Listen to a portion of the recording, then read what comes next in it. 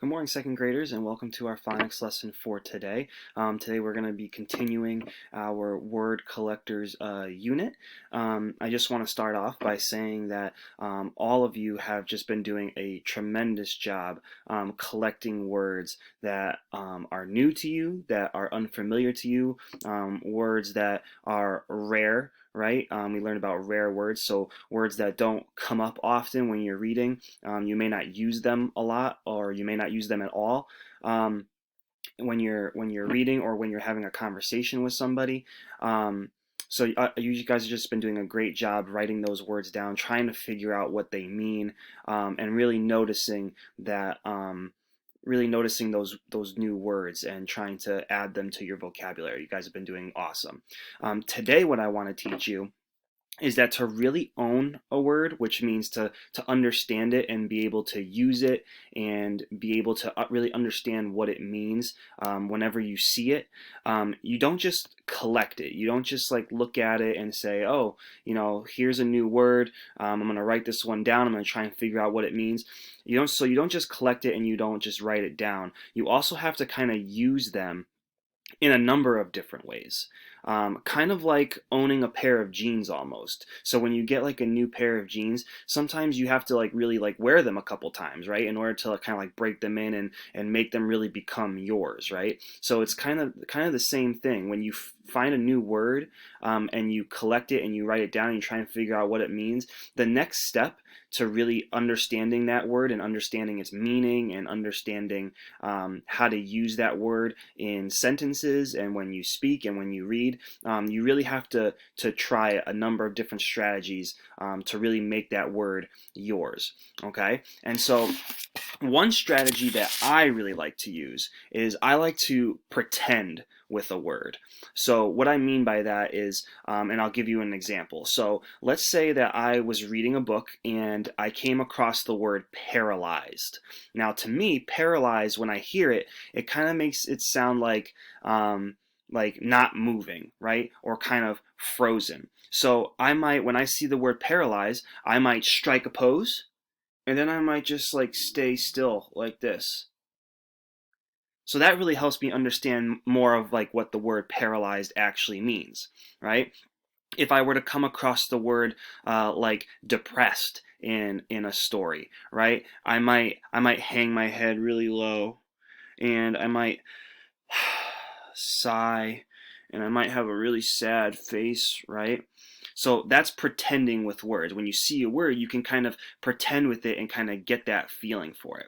Okay, so that's just one strategy that I really like to use. I like to pretend with words, and I like to kind of use those words in certain scenarios, right? So now what I'm going to do is I'm going to show you another anchor chart that is going to kind of show you other strategies that you can use to understand new words and unfamiliar words. Okay, so I'm going to pull that up for you.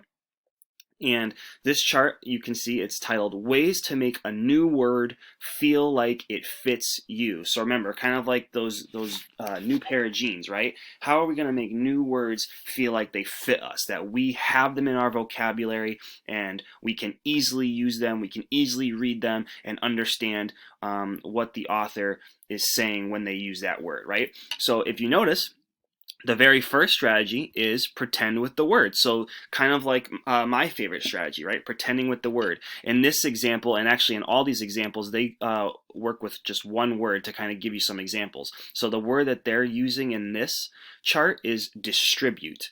So in terms of pretending with the word distribute, there's a little thing right here. It looks like two people are playing, and this person is saying, let's play hospital. I'll distribute the flu shots. Okay. So when I hear distribute the flu shots, that really makes me feel like distribute means to kind of like give out, right? Or to give somebody, like, you're going to give somebody a flu shot. If you're playing hospital and you're the doctor, you're going to give somebody a flu shot, right? So that's just, again, another example of how you can pretend with the word. Then there's another strategy. It says find other words like it. So again, here's our word distribute. And then here are some other things. So remember, I said that distribute kind of reminds me of like giving out, right? So give out is another, it's almost like a like word, right? Find other words like it. So it's almost like a like word. So distribute, give out. pass, right? Spread, or handout, right? All other options for distribute. So if you were to take out the word distribute for a second and plug it into, like, maybe let's say over here, you can, it should make sense, right? So let's play hospital. I'll give out the flu shots.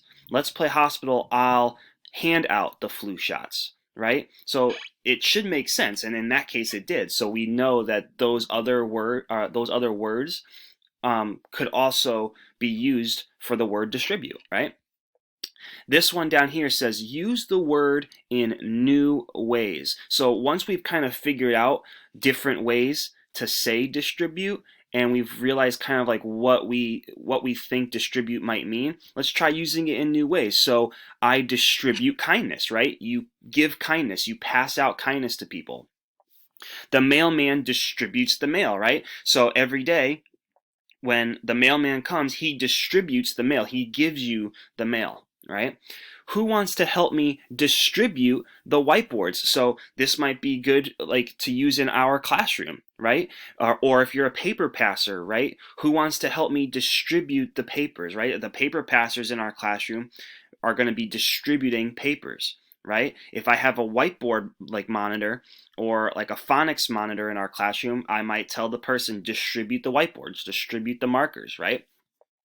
And then the last strategy that you can use is draw the word. So if you feel like, you can't, you see a word and you still can't really put it into words what it means, then another good strategy is to just draw the word out. So if you're really struggling to define or say the meaning of the word distribute, then maybe you can draw a picture of people distributing things, right? Or giving things out. So it looks like in this picture right here, somebody drew a picture of somebody distributing, it looks like pens or paper, or maybe like a book or something like that. So drawing a picture is also another great strategy.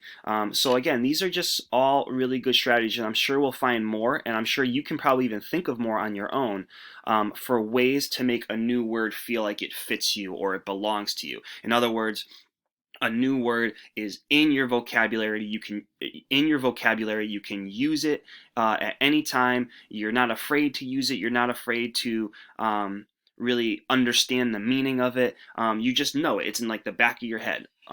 So again, those are some good strategies to use. So what I would say today is when you are reading, when you're doing independent reading, even if you're doing Lexia, right? I know that there's sometimes when you're doing Lexia, there's sometimes where you're learning new words on there too. And if you see a new word, try one of those strategies out. I'll post that on our Google Classroom so that way you can have it there again. It'll be under the phonics materials. So if you go under classwork, and then you scroll all the way down to where it says phonics materials, this chart will be there. So that way you can use it whenever you want. Okay? But so I just wanted to introduce that to you guys and to help you with new ways and more strategies to understanding new words. And even if you want to go back into some of those assignments that I gave you for phonics where I had you write down new words, try that out with those words as well and see if you can really grasp the meaning of some of those words that you saw in your books. Okay, everybody? So try using that strategy today when you're doing a reading assignment, or if you're on Raz Kids, if you're on Lexia, if you're doing independent reading, just try some of those strategies out when you see new words.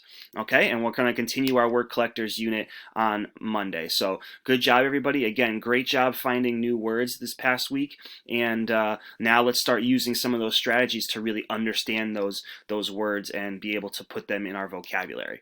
Okay, everybody? Have a great day. Bye.